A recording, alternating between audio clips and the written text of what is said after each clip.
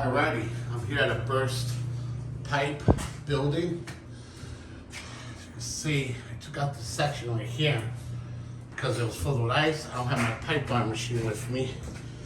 And the pipe burst. There's absolutely no heat in this room, in this basement. I got my little buddy in here to kind of get this room warm so it can kind of thaw out some of these pipes. But it's a hot mess. It's a hot mess. So we're gonna go ahead and tackle this bad boy. Take out the circulating pump out of there just to get that thing moving.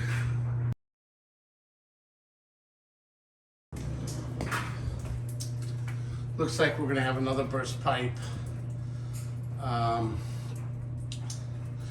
repaired this section here. Now this section's going bad. And that's strictly hot side now.